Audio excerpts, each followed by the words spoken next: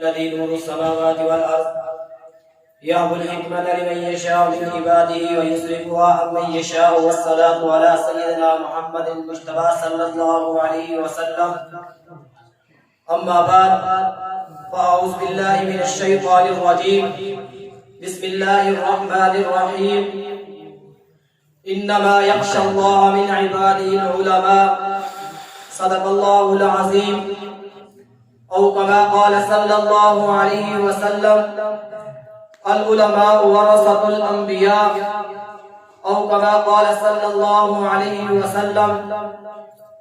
صدر مجلس معزز سامعین، السلام علیکم ورحمۃ اللہ وبرکاتہ.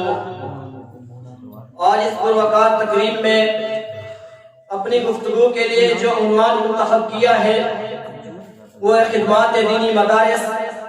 اللہ رب العزت سے دعا ہے کہ اللہ تبارک و تعالی مجھے سچ کہنے کی توفیق عطا فرمائے اور اس پر مجھے اور آپ سب کو عمل کرنے کی توفیق عطا فرمائے.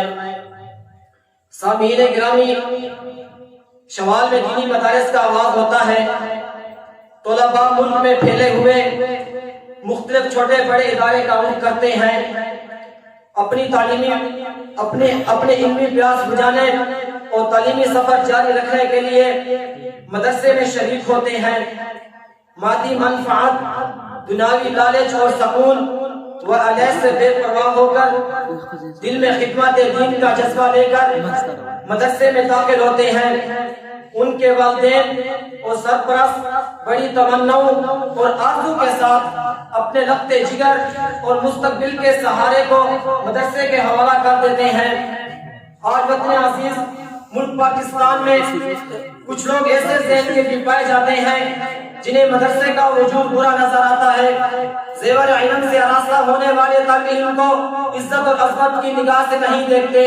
حالانکہ حقیقت یہ ہے کہ وطن عزیز دینی مدارس وطن عزیز کے لیے ایک عظیم نعمت ہے.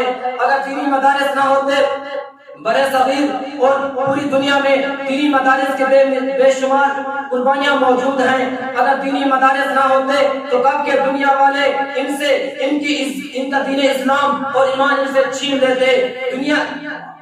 دینی مدارس کی وجہ سے آج مسلمان اپنی تشخصات پر قائم ہے. اگر دینی مدارس نہ ہوتے تو کب کے دنیا والے ان کی عزت، غیرت، شرافت اور انسانیت کو چھین لیتے.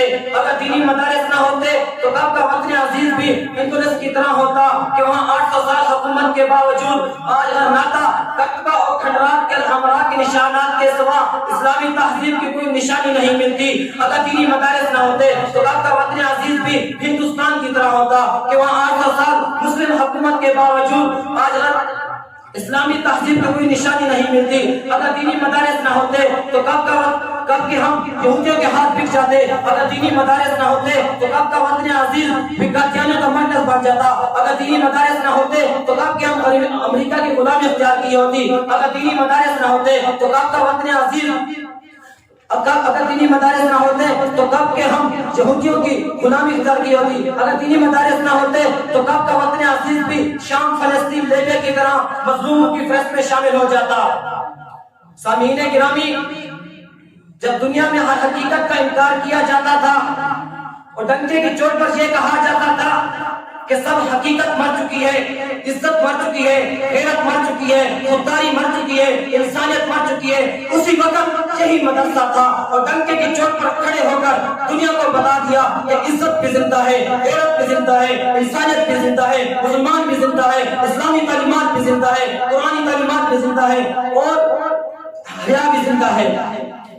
سامعین محترم، آج لوگ سوال کرتے ہیں دینی مدارس نے ہمیں کیا دیا؟ مدرسہ تمہیں چندہ نہیں دے سکتا، مدرسہ تمہیں زکوٰۃ نہیں دے سکتا، مدرسہ تمہیں پیسہ نہیں دے سکتا، مدرسہ تمہیں ڈاکٹر اور انجینئر نہیں بنا سکتا.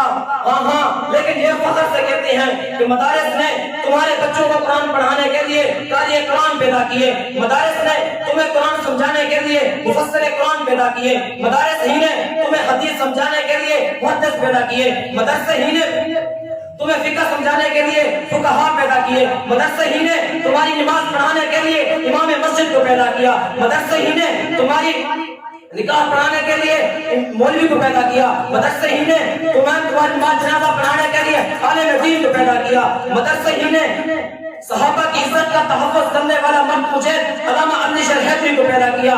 مدرسے ہی نے امی عائشہ صدیقہ رضی اللہ تعالی عنہا کی عزت کی حفاظت کرنے والا مرد مجھے علامہ مولانا اعظم طارق شہید رحمۃ اللہ علیہ کو پیدا کیا.